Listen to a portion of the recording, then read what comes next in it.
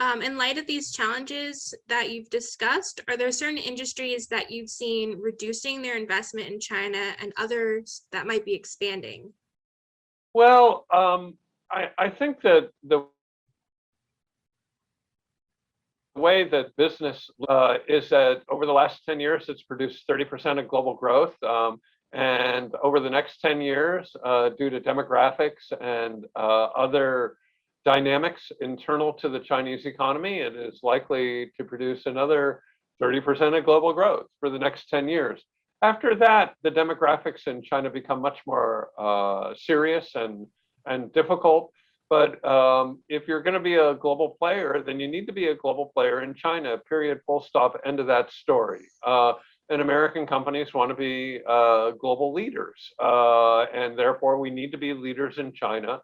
And we're going to do whatever it needs to be done to be a global leader in China so that we can maintain our global strength. And if we lose China, that 30% of economic growth, then we're not going to be able to maintain our global standing.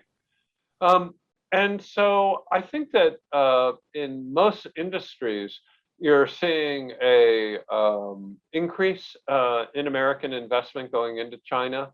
And I would again note that services are fantastic. American companies are expanding their presence in the China market.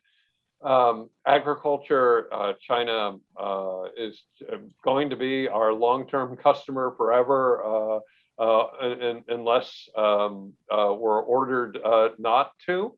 But the demand is going to remain there, and we wish to fulfill that demand. On the energy side, particularly fossil fuels, then China has a demand. We have the resources, and we wish to sell those resources at the highest price possible, so that for the good of our own communities. And so there also we're expanding.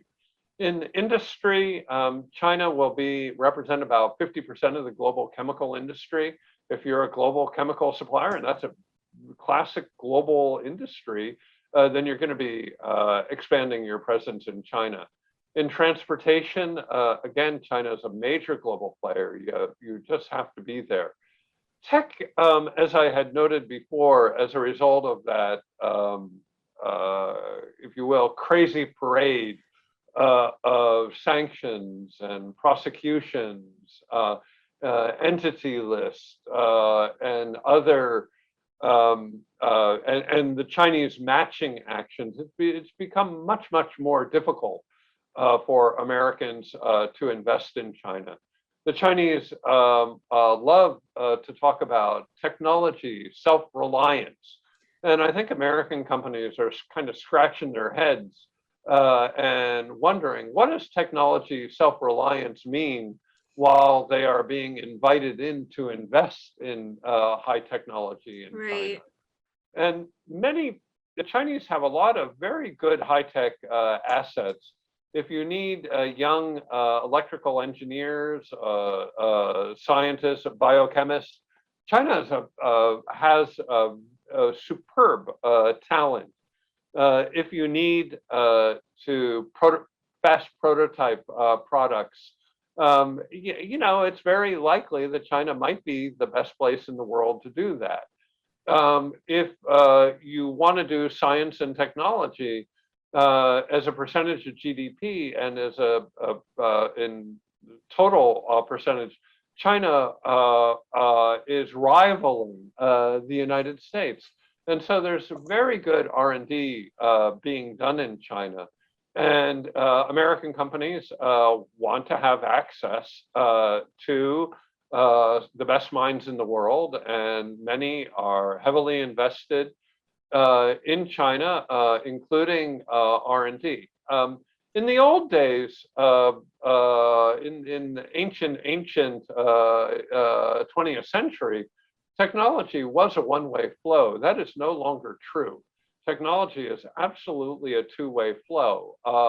And many American companies benefit from importing technology from China, just as we benefit from exporting technology to China. So, albeit there are national security concerns, we should be careful about exaggerating those national security concerns to include all technology, and rather have tall fences around a narrow area. Certainly, curing cancer, for example, or addressing climate change should be a common concern. And it should be an area where technology should be allowed to flow naturally between the best minds in the world, and where American companies and Chinese companies should be encouraged to invest. We do have common problems, and we do need to work together if we have any hope that we're going to be able to successfully address those problems in the future. And right now, that's being challenged by the welter of sanctions that impede technology cooperation and seek to slow down the marketplace of ideas in which both China and the United States are the two greatest players. Let the best ideas win.